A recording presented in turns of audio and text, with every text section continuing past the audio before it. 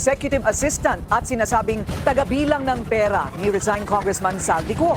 Ang isa sa kanila nasa bansang Chile na raw ayon kay Senador Rodante Marcoleta. And the convict former Speaker. Ayun naman pala, kung hangarin nyo rin na talagang lumabas ang katotohanan, bakit hindi kayo mag-imbestiga sa Big Fish? Dating House Simple pa Speaker pala. Martin Romualdez, kaugnay ng anomalya sa flood control projects. Ayon kay Ombudsman Boying Rimulya, may pananagutan si Romualdez sa pagkakatalaga ni dating Ako Bicol Party List Representative Saldico bilang Appropriations Committee Chairman na manimik kinalaman sa maanuwalyang mga proyekto. Yes. Good morning mga kasama. Nandito na naman si Kuya Gus nagbabalik. At syempre, kung hindi ka pa nakasubscribe sa ating channel, subscribe na lang po at hit mo na rin yung bell para lagi kang updated sa ating mga video. May permit na ho. Good news! Ay, nako, Diyos mo yung marimar. Good news na ito ha. Meron na hong permit itong magiging rally o gagawing rally. Ngayong darating na, anong petsa? Ito ho ang balita. At sabi at Simpson, hinamon ng ICC. Ito yung mga slide na nandito. At dalawang alipores ni Saldico. Pinaimbisigan ni Senator Marcoleta. Ay, sigurado to wala na. Kasi yung isa nasa Chile. Ayaw niya sa video, At sa oras ng eto nakakabuwisit Meron hong video, meron interview itong si Boy Negro. Sa oras ng digmaan, Pilipino muna ang dapat lumaban bago dumating ang kaalyado. Kayo ho muna, wala ho kaming partisipasyon dyan dahil hindi nyo nga kami pinoprotektahan Diba? Yung problema ng bansa, korupsyon. Tapos sasabihin nyo, Pilipino muna. Kayo na lang, wag kami. Hindi kami makikisali dyan. Tigilan nyo kami. Kayo sa masweldo sa bayan Tapos, Pilipino muna. No way. Kayo, mga kasama, ano sa tingin nyo? Sila ang sumisweldo. Sila ang kumakaban. Diba? Tapos, Pilipino muna. Wow. Pag problema, kasama Pilipino.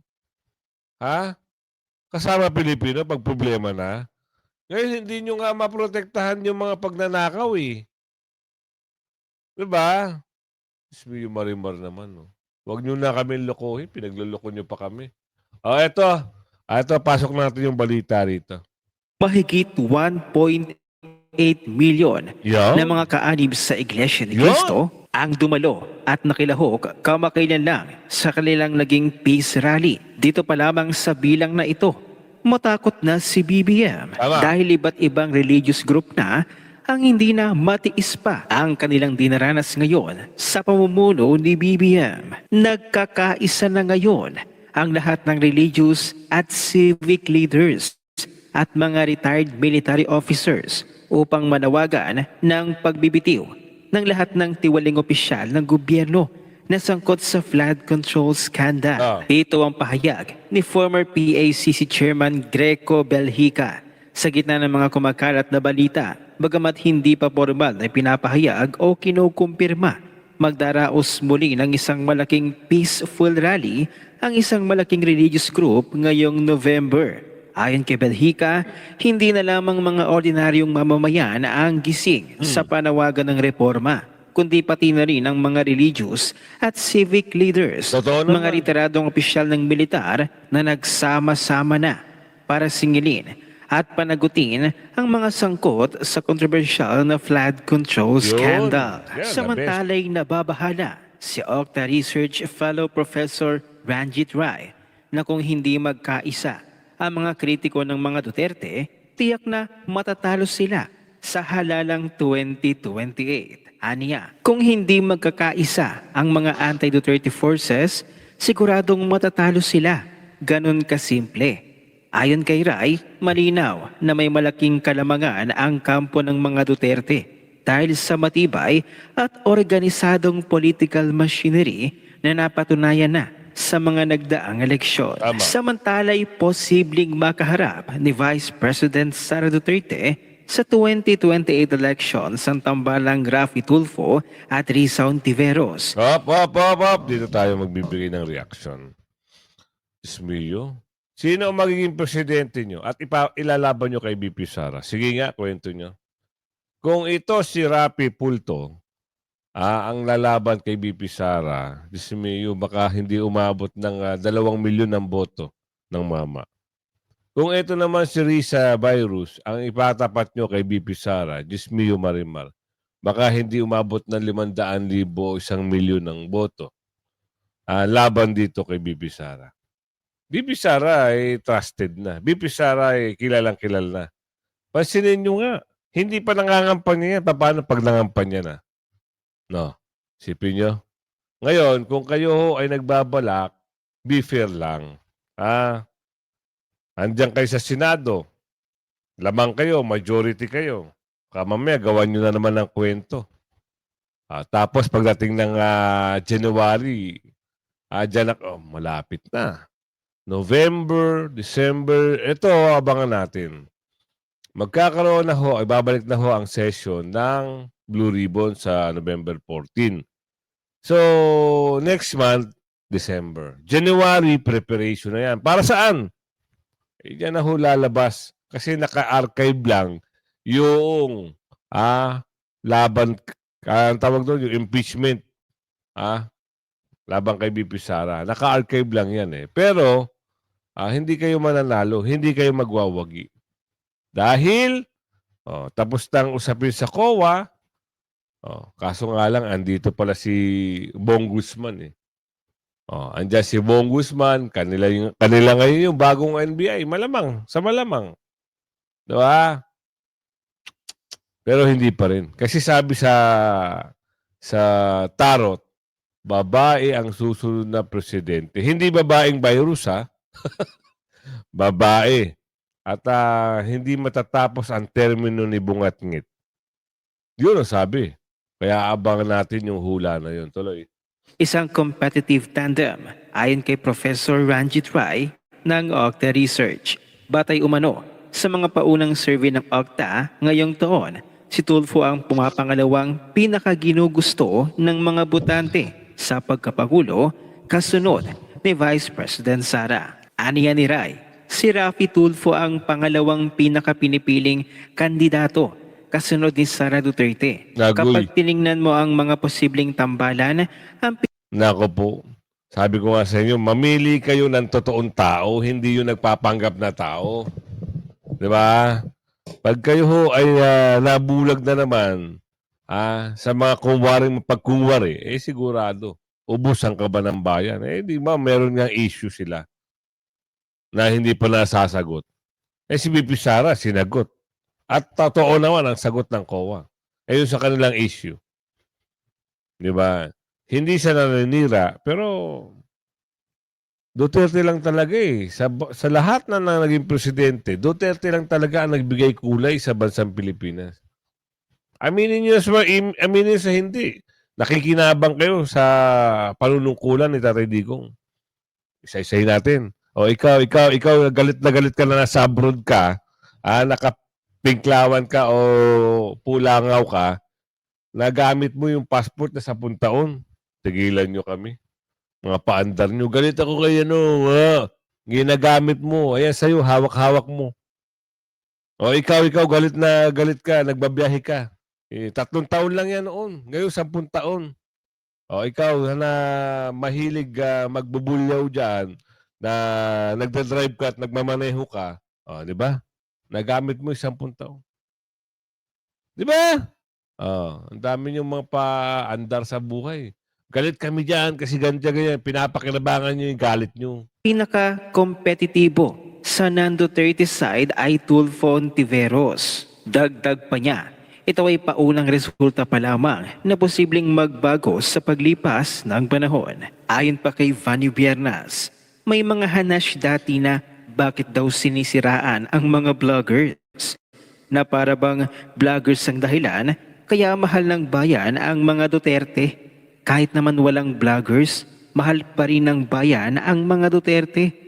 Kaya nga sinisiraan ng anti-Duterte. At sabi pa nga ng Distrafford, Este Octa, ay kailangan daw magkaisa ang anti-Duterte kung gusto nilang manalo.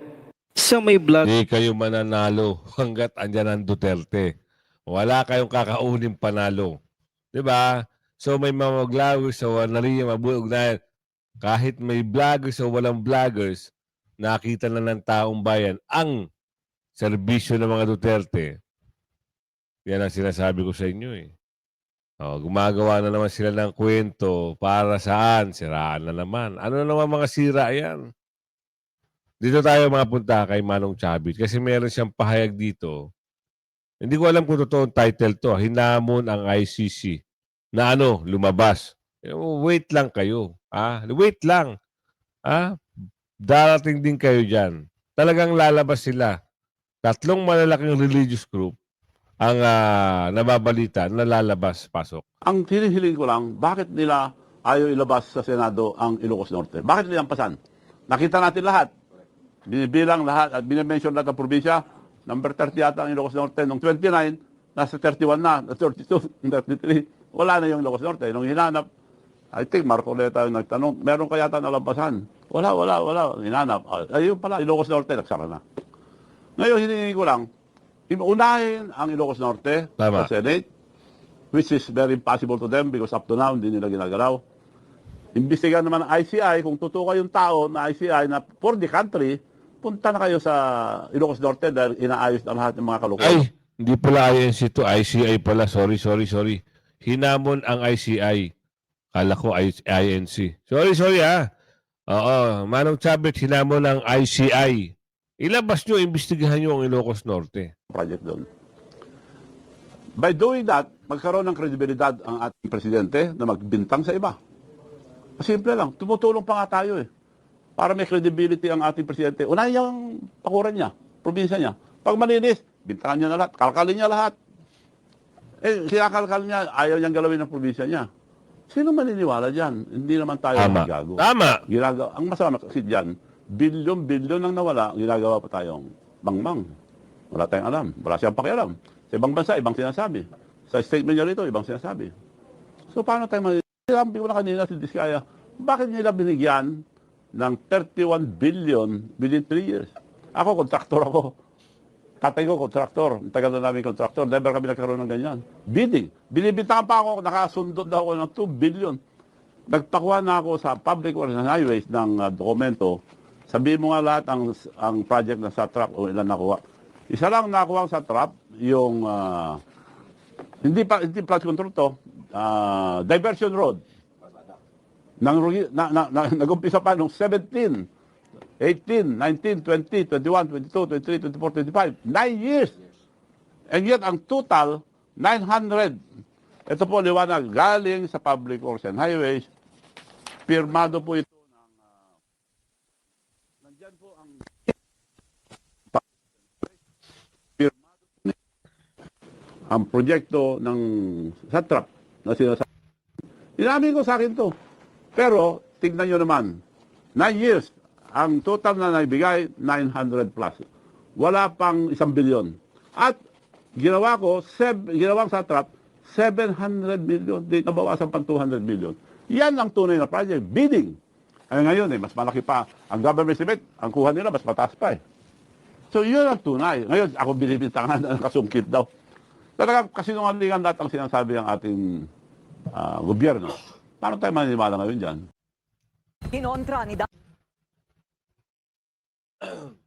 Nako, nahati. Sorry Labasan ng yaman. Pero hindi tayo dyan, ayoko dyan. Gusto ko muna ito ipakita sa inyo. Ano yan, Kuya Goods? 2 aliporos ni Saldico, yung isa nasa Chile. Ayon niya sa video. Pasok. Una umano ang 2 executive assistant at sinasabing tagabilang ng pera ni resigned Congressman Saldico.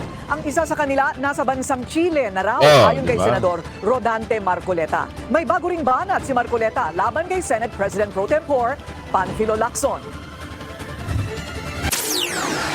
Bakit wala mang mag-isip sa kanila na tawagin yung dalawa? Bakit ang pinipilit ni Gisain si Gutesa? Ito ang banat ni Senador Rodante Marcoleta sa mga kumukwestiyon sa kredibilidad ng kanyang surprise witness na si Orly Gutesa. Sa On Point ng Bilyonaryo News Channel, dapat anyay busisiin na lang ang mga aligasyon ng dating Marine laban kina John Paul Estrada at Mark Teksay. Sila umano ang mga executive assistant ni Saldico na tumatanggap daw ng mga perang ipinapadala sa nag-resign na kongresista. Ang balita ngayon, iniipit na rin yung dalawa. Nako, yun. Nasaan nga po ba itong dalawang Itinago ito? na raw yung dalawa. Ang balita, itong dalawang, hindi ko alam kung yung Mark Tiksay kung nasaan, pero yung John Paul Estrada, nandun daw sa Chile at binabantayan. Giit ni Marcoleta, dapat na agad sinecure sina Estrada at Teksay. Tumagal kami. Halos, nung lumabas si Gutesa, hininto nila. Nag-resign ng chairman, pagkatapos, nag-adjourn kami. Pwede naman kasing mag-hearing, Miss Corina. Dapat tinawag din nila si Congressman Eric Yap. Hindi rin ikinatuwa ni Marcoleta ang pagsilip umano ni Senate President Pro Tempore Panfilo Lacson sa CCTV footage ni Gutesa habang nasa kanyang opisina. Senator Ping even monitored the CCTV na-interview siya somewhere. Sabi niya, pinakuha ko yung CCTV and I saw that Gutesa was fetched from the guards area at 8:27 and he was whisked into the office of Senator Marcoleta. Pagkatapos noon, after 30 minutes yata to about 1 hour, sabi niya, dinala siya sa lugar na kung saan yung mga maghihiring. Kaya tinatanong ko lang, mas a chairman of the Blue Ribbon Committee, tingnan ba niya sa CCTV kung sino yung pumupunta sa mga opisina namin? Can I also do this? Mahina yun. I want to Edor. see on a daily basis who are the people, who are the personages coming to his office. Baka hindi rin niya mabutihin. So you took offense. I took offense because I don't think this is the job of a senator. Nang Tama. tanungin naman kung nasaan si Gutesa, ito ang naging sagot ng senador. Sana alam ko kasi nung huli ko siyang makita pagkatapos ng hearing, inayawan niya yung witness protection program. Nagbagong isip niya. Sabi niya, wag na po. Sabi niya, ganun. I can take care of myself. Hindi naman imposible na maaaring people are working on him para lamang mag-iba siya ng statement. Pwede mangyari yun. Kaya nga daw sa November 14 may bagong pasabog, may lalabas daw na star witness. Baka style ano rin yan karma, bumaligtad na. Baka ganon, pwede maging ganon. Nung una, ayaw, tumatanggi. Nung nakausap na, may privilege pa, nakarating pa ng Amerika. Ilang buwan sa Amerika. Hanggang hindi nadadala si Tatay Digong sa dahig, andun sa Amerika. Ngayon, ito yung sagot. Mayroong balita dito. Pasok. Senator Ping Lacson ang very important witness sa pagdinig ng flood Kita control na, projects. kita na. Importante raw ang taong ito para mapanagot ang maisala. Nasa frontline na balitang yan si Camille Samonte. Sa November 14 ang susunod na pagdinig ng Senate Blue Ribbon Committee sa anomalya sa flood control project. Sa pagbabalik ni Senator Ping Lacson bilang chairman ng komite, ilalabas niya raw ang isang very important witness. Ayon kay Lacson, pinaplansya na ang affidavit ng importanteng testigo bago paharapin sa hearing. Importante kasi pwedeng ma-wrap up yung lahat ng pwedeng okay lang malaman patungo pati sa prosecution sa conviction. Pinapa-finalize ko yung affidavit within the week, no? Kasi base sa kwento saka base do sa mga mga dapat ebidensya, mga dokumento, ledger, digital files, lahat ng notes. Nababahala naman si Lacson sa pagtatago ni Orly Gutesa. Si Gutesa ang nagpakilalang aide ni dating Ako Bicol Representative Zaldico. Ibinunyag ni Gutesa sa nagdaang hearing na nag-deliver sila ng mali-maletang pera kina Ko at dating House Speaker Martin Romualdez. Si Lacson ang isa sa unang nagbunyag na nabisto ng korte na peke ang pirma ng abogado sa affidavit ni Gutesa. Wait lang, sir, Hindi pa naman final na ikaw pa. Kasi pagbobotohan pa ba yan di ba? Kasi nag-resign ka na. Ewan ko kung final na ba na siya pa. Baka kasi mamaya, may mamili na naman yung mga majority at minority at hindi na siya gawing Blue Ribbon Chair, huwag ka munang boboses-boses. Pero kung final na ba, oo nga naman, nakakagulat. Kasi siya pa rin nagsasalita, nag-resign na siya. Nagtatanong lang ho. At nababahala kayo kay Ka Orly, hindi kayo nababahala na hindi lumalabas ang pangalan ni Balulong. Bakit? Kung ang hangarin mo is talagang logical conclusion, which is to prosecute and convict former Speaker. Ayun naman pala, kung hangarin nyo rin na talagang lumabas ang katotohanan, bakit hindi kayo mag-imbestiga sa Big Fish? Romualdez, dapat nandito siya. Hindi man sa Blue Ribbon, kung inisip niyang hindi siya makapagtiwala sa Blue Ribbon, humarap man lang. Wala kasing tiwala sa'yo. Kasi nga, kahit senador, pinai-ispayan nyo, pinapa-review nyo yung CCTV camera, senador na yun nakasama nyo, ha? Hindi ho congressman yun. Baka nagkakamali kayo, mas malaki pa ang boto niya kaysa sa inyo. Senador ho, si Senador Marcoleta. Sa DOJ, humarap man lang siya sa ombudsman. Kung yun ang hangarin. So now, anong isipin natin? Bakit Blue Ribbon Nako lang? po, sa ombudsman pa pinaharap. Alam na this, di ba? Huwag nyo na kaming huwag nyo na kaming pinagloloko. Meron pa nga isa rito eh. Meron pa. Ang sabi rito, gusto ko lang maliwanagan na, ako hindi ako, kasi kung sakasakali ga daw, magkaroon di umano ng sigulot at mauwi sa, may paliwanag kasi dito, ako hindi ako, kasi sila ho ang kumikita, sila ho ang nagsiservisyo, sila ho ang binabayaran ng gobyerno. Pero Pilipino, bakit kami? Kayo lang. Wag kami. Pagtatanggol nyo. Kasi kayo ho ang naatasan dyan.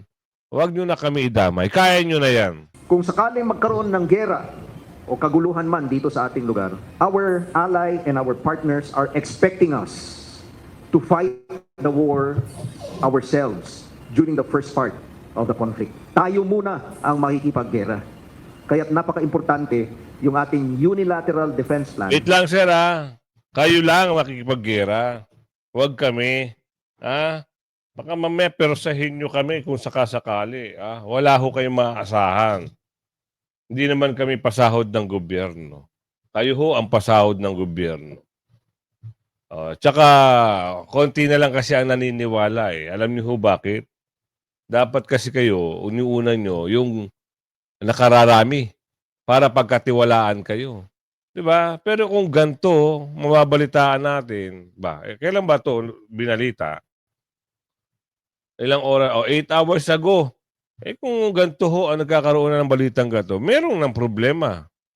O meron problema? Nagtatanong lang ho. Meron bang problema na nabubuo?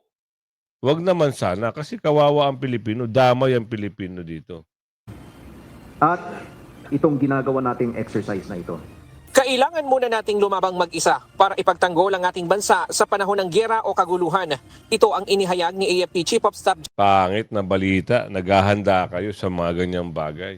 Imbis na maghanda kayo makipagkaibigan sa bawat bansa, ganyan pa ang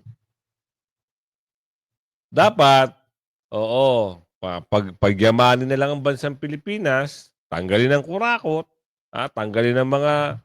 Kailan ba ito mag-retiro? Sana mapalitan na sana di umano. Para tapos na. Kasi dati ang AFP wala namang ganyan mga. Kasi napapansin natin interview dito, interview doon. Dati nung mga panahon na wala namang ganyan. Ngayon lang tayo nakakita ngayon na sobra silang pa-interview ng pa-interview. Dito na lang tayo magpaano. Kaso versus Romualdez. May kaso na ba o kakasuhan? Tapos anong kaso? Posibleng makasuhan ng gross inexcusable negligence si dating House Posible pa Speaker pala. Martin Romualdez kaugnay ng anomalya sa flood control projects. Ayon kay Ombudsman Boying Rimulya, may pananagutan si Romualdez sa pagkakatalaga ni dating Ako Bicol Party List Representative Zaldi Co bilang Appropriations Committee Chairman na manimik kinalaman sa maanuwalyang mga proyekto. Git ni Rimulya, kahit pinili sa plenaryo si Co, alam ng lahat na ito'y choice ng Speaker. Kaya naman posibleng Wala na. Talagang ginagawan talaga nila ng paraan na mailihis ang pangalan. Kasi ang ikakaso, negligence. Paano yung sa pera? Yung usapin ng mali-malitang pera at usapin ng plunder. Siko na lang lagi. At yung mga kontraktor. Paano yung pangalan niya? Wala. Free. Malaya. Wawa naman. Negligence. Gross negligence. Yun ang ikakaso nila. Administrative. Matatanggal sa pwesto. hindi makakasuhan. Kasi wala na investigasyon eh. Eto, pwede eh. Pag umusad to, ilang panahon lang, wala na to. Ang daming maletang pera, sabi ni Aling Ledesma. Isipin nyo nga yun. Kasama si Romualdez sa mga kakasuhan ng gross negligence, kasama sila Ko at dating DPWH Secretary Manuel Bonoan. Wala pa namang tugon ang kampo ni Romualdez. Isipin nyo, kung ganun lang ang ikakaso sa kanila, wala na talaga. Kwentuhang kotsero lang lagi. Nilihis ang usapin na yung the big fish na inaabangan ng taong bayan, ayun na lang ang pwede ikaso at wala nang kasong graft and corruption, wala nang kasong kung ano-ano, at hindi kasama sa investigasyon ng mama. Ano ito? Apektado nga ba ang Iglesia ni Cristo sa mga kaganapan sa bansa? Tanong. Napakarami pong mga nakakabahala na mga pangyayari sa buong mundo ngayon. Ganon din sa loob ng ating sariling bansa. Hindi po apektado ang mission vision ng Iglesia sa mga pagkakataon pong ito. So in light of that, of everything happening in the world and in the Philippines, ano po ang mensahe na gusto po ninyong ipamahagi sa taong ito ng kaarawan ni Ka Eduardo? Hindi mababago yung sinabi ko nung huli tayong mag-usap, nakaraang taon lang. Merong Diyos. Ang tunay na Diyos ay umiiral. Siya ay makapangyarihan sa lahat, napakabuti niya, mahal niya ang kanyang nilalang. Ang gusto ng Panginoong Diyos para sa nilalang niyang mga tao, mapabuti, maligtas. Totoong maraming problema, maraming nangyayari. Iisa lang ang kahulugan ng lahat ng iyan. Biblically, pagka pinag-aralan yan ng kahit hindi Iglesia ni Cristo, kung interesado silang malaman, willing kaming i-share naman sa kanila. Iisa lang ang pinatutunguhan ng lahat. Malapit na yung forewarned na araw ng kawakasan, pero hindi dahil malapit na yon, dapat mawalan ng pag-asa ang tao. Ang tunay na Diyos na lumikha sa ating lahat, may maganda siyang plano. May mabuti siyang nais mangyari sa ating lahat. Kaya gumugulo man, dumarami man ang problema, yung plano na yun ng Panginoong Diyos, yung sinabi niyang nais niya na mangyari sa ating lahat, consistent yun, tinutupad niya yun. Doon naninindigan ng Iglesia ni Cristo. Okay, so walang dapat ikabahala. Kung ikaw ay pagkakasama mo ang tunay na Diyos, ano ang problemang napakabigat na hindi malulunasan? Di ba? Napakaganda. Magandang mensahe para po sa kaarawan ni Ka Eduardo. Thank you. Maraming Di ba? Yun ang tamang sagot. Kaya the best talaga. Ngayon, may lunas na. Dahil lalabas na ho. Peaceful rally po ito ha. Mahaba na pala yung ano natin. Hindi natin namamalayan. Peaceful rally. Acting Mayor Baste Duterte. Nakita natin na ispatan. Hindi natin sa video. Na ispatan. Doon ata nag-birthday si Mayor Baste gusto natin malaman Ayun na guys, parang sila na yun. Nandito na sila guys.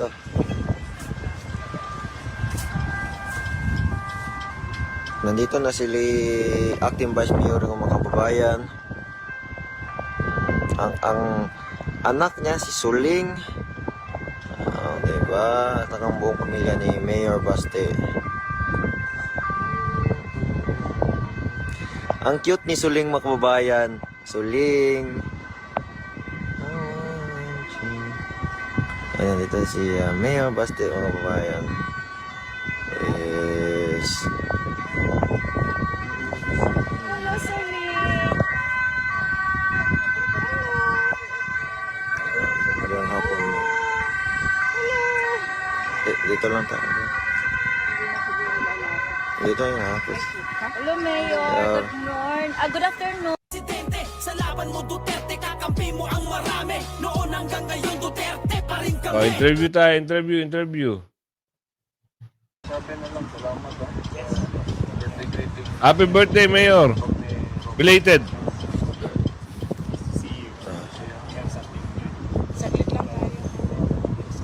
So, kamusta ka ngayon na Mayor Baste?